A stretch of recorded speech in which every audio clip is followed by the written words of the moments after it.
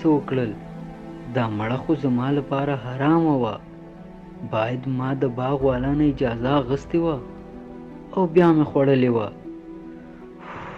ډېر بد وشو.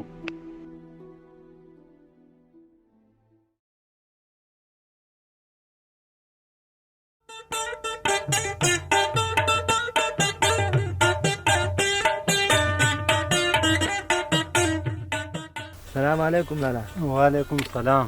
لالا ته به ستړی شوې دا پټۍ به نور زوړم هغلته قلارې سمه ده.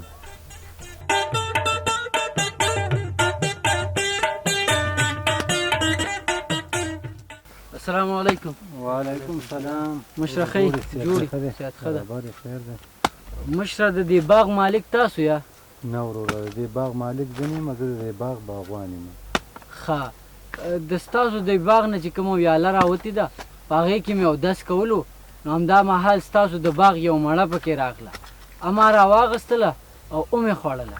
نو وروسته سوچ راغی چې دا خو ما لپاره حرامه ده، ځکه باید ما تاسو نه پوښتنه کړې وه. نو زه اوس دې لپاره راغلی یم چې تاسو ما ته بښنه وکئ. زه دا حق نه لرم، ورشه د باغ مالک له ورشه د هغه نه بښنه وغواړه. ښه د دې مالک چیرته دی؟ د دې مالک هغه کوز کلي کې اوسېږي او خان سلیمان خان نوم یې دی. ښه زه صحیح ده، مننه. مننه. خیر شي. مخه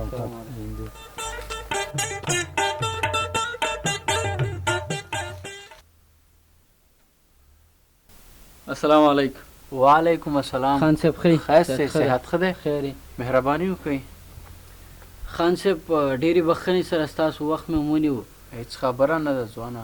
خان صاحب دغه پورې کلي کې هغه د مڼو باغ ستاسو دی؟ او زموږ دی.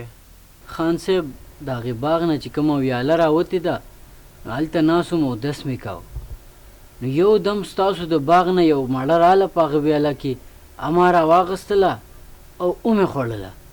نو چې کله مې ځان سره فکر وکړو چې دا خو له ما دپاره حرام دي، ځکه چې ستاسو نه مې پوښتنه نه وه کړې او هغه ما وخوړله، نو بیا لاړم او د هغې باغ باغوان ته ورغلم. هغه ته مې دغه قصه وکړه او ورته مې وویل چې ما ته بښنه وکړه. نو هغه وویل چې د باغ مالک ته ورشه، زه خو باغوان یم، دا حق زه نه لرم، نو زه تاسو ته راغلی یم بخشش راته وکړئ، یعنې بښنه راته وکړئ. آفرین شه او ستا په دې تقوا شه. په نن سبا وخت کې داسې یو تقواداره ځوان که چېرته دا زما زوم شي څومره به ښه شي. ځوانه بښنه درته کوم خو په یو شرط. څه شرط خان صاحب؟ شرط دا دی چې ته به زما لور سره واده کې.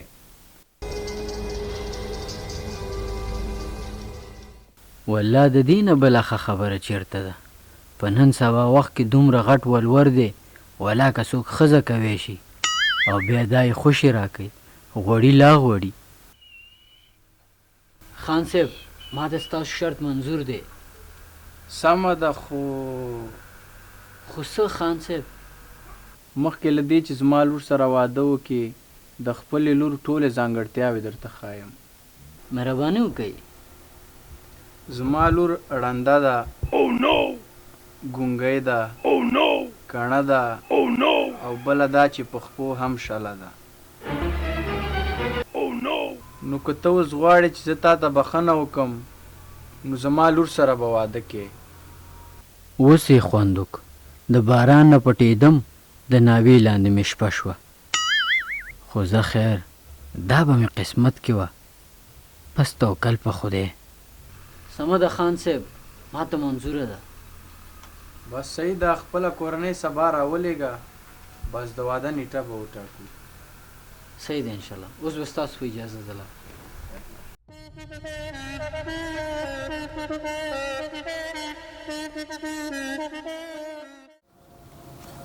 مبارک مبارک. خیر اوسې کور ودان. مننه. بیا دې درته ډېر ډېر مبارک وي وروره، او زه به لاړ شم. مړه خو ایسار شوې به وي او شپه به دې کړې وه سبا به تلې. مننه. خیر اوسه. ښه ځه الله دې خوشحاله کړه، الله یې درته خپله وښایي.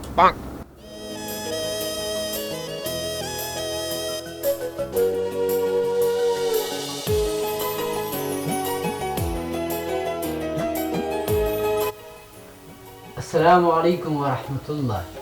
وعلیکم السلام ورحمت الله.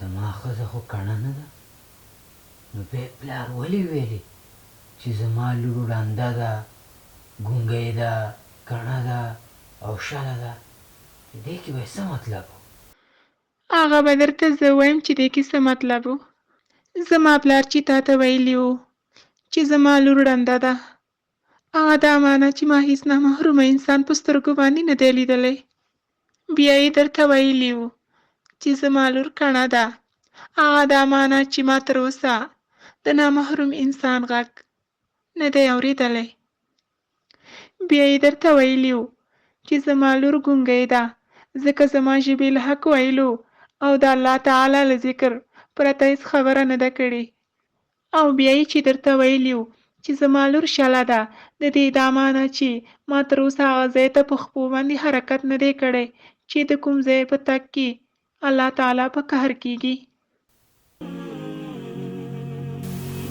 بلکل صحیح چې ویلي و حق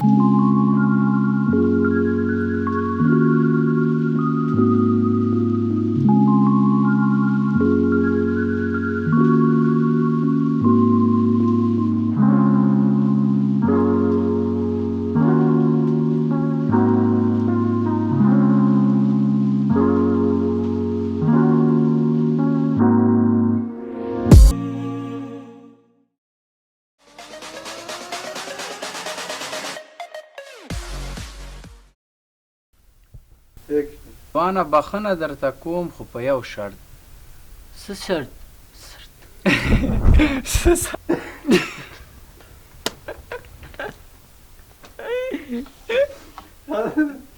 نو هغه وویل چې زه خو باغوان یم او لاړ شه د دې مالک باغ ته نو راځه چې د رب العالمین عبادت وکړو چې په ما او تا یې دومره غټ احسان وکړو نږدې شه که نه